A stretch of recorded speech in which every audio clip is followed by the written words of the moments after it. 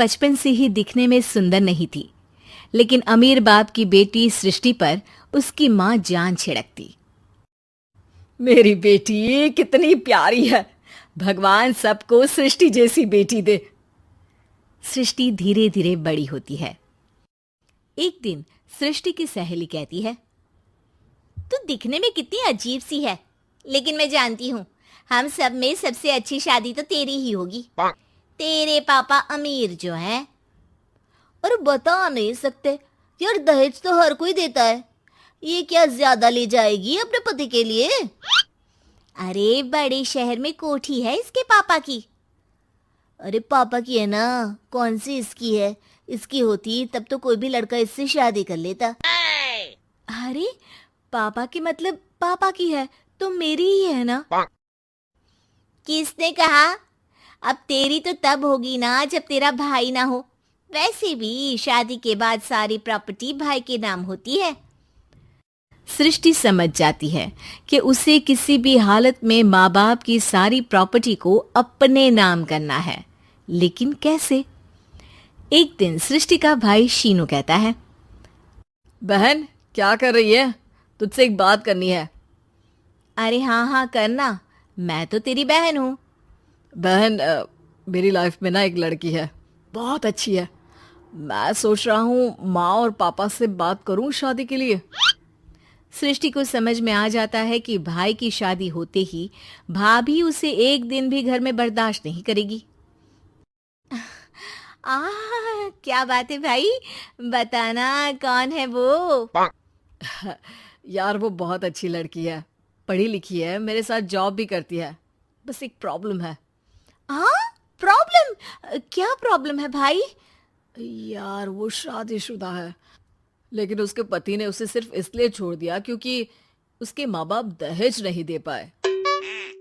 सृष्टि ये सुनकर न जाने क्यों खुश हो जाती है।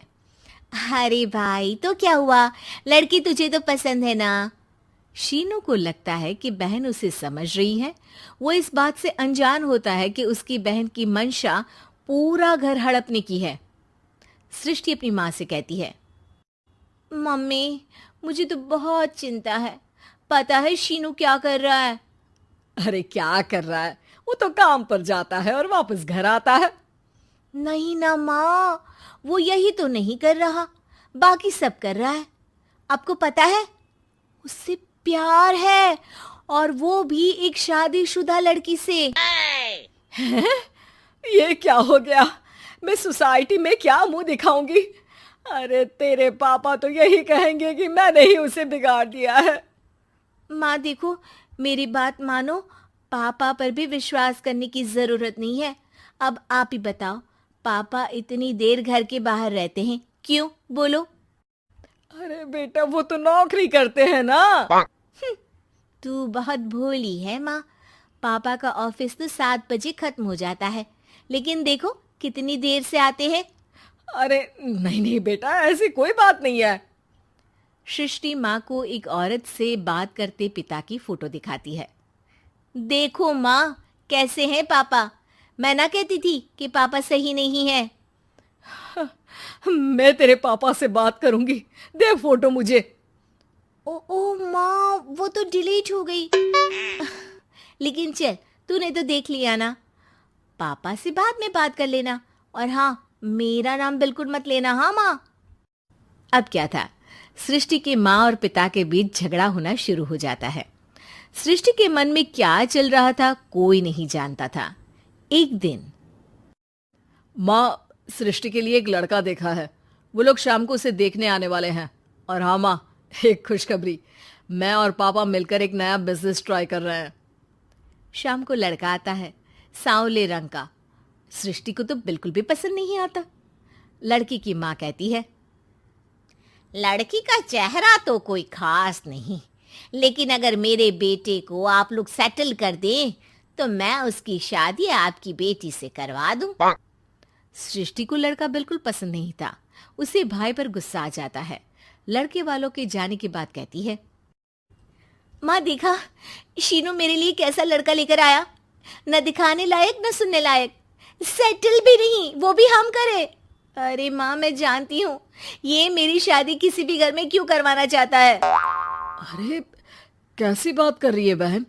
तूने तो देखा ना, लड़के को मैंने ही मना कर दिया तुझसे शादी के लिए। जिसने लड़का बताया था उसने उसकी बहुत तारीफ की थी। बात आई गई हो जाती है, लेकिन सृष्टि का मन शांत नहीं होता। क्या करूं, कुछ समझ में नहीं आ रहा। मेरी शादी हो गई तो ये लोग पूरी प्रॉपर्टी शीनू के नाम कर देंगे, मेरे हाथ तो कुछ लगेगा ही नहीं। तभी सृष्टि को आइडिया आता है। वो किसी वकील को फोन करती है। जी देखिए, अगर आपके मम्मी पापा का तलाक हो जाता है तो आपके पिता की आधी प्रॉपर्टी आपकी माँ के नाम हो जाएगी, फिर उसे वो किसी को भी दे सकती है। सृष्टि अब माँ को बेटे के खिलाफ भरती है। माँ, शीनू पर नजर रखा करो। वो जिस लड़की के प्यार में है ना, वो शादीशुदा है। यहाँ आएगी, सारा पैसा, रुपया, जमीन, जायदाद सब हड़प लेगी। पापा का भी हाल तुमसे छुपा नहीं है। ऐसा ना हो कि मैं और आप एक दिन सड़क पर भीख मांगे। हे भगवान, मैं तो जीते जी मर जाऊंगी अगर ऐसा हो गया तो। ऐसा हो गया नहीं माँ, ऐसा ही होगा। अभी समय है, आगे का सोच लो। मैं तो कहती हूँ पापा से आधी प्रॉपर्टी लेकर अलग हो जाओ। पापा की आधी प्रॉपर्टी भी हम लोगों को अगर मिल जाती है ना, तो अगले 7 जन्म सफल समझो। बेचारी माँ बेटी के कहने पर पति से तलाक लेकर अलग हो जाती है। सृष्टि अब पैसों से गाड़ी और अपने दूसरे महंगे शौक पूरे करने लगी। उसके दोस्त भी उसके पैसे इस्तेमाल करते। सृष्टि, कल तुम कहाँ थी? मैं सारा दिन घर पर अकेली थी। तो मैं क्या करूं? मैंने ठेका तो नहीं लिया है ना तुम्हें संभालने का। माँ को सृष्टि से ये उम्मीद नहीं थी। वो बैठकर रोने लगती है। वहीं उसका पति यानी कि सृष्टि के पिता आ जाते हैं। मैं जानता था कि तुम्हारा यही हाल होगा, तो आपने मुझे रोका क्यों नहीं? मैं रोकता तो तुम रुकती क्या? सृष्टि के कहने पर तुमने मुझ पर, अपने बेटे पर शक किया, लेकिन तुम ये भूल गई कि कैसे हम दोनों ने मिलकर जीवन में इतना सब खड़ा किया। माँ पति के गले लग जाती है। मुझे माफ कर दीजिए, मैंने आपकी कमाई का एक बड़ा हिस्सा गवा दिया। कोई बात नहीं, तुम साथ हो तो मैं ऐसी 7 प्रॉपर्टी खड़ी कर दूंगा। तभी वहां सृष्टि आ जाती है रोते हुए। माँ, मयंक ने मुझे छोड़ दिया। वो बोल रहा था जब तक मेरे पास पैसे थे तब तक ही वो मेरे साथ था। पापा, माँ, मुझे माफ कर दीजिए।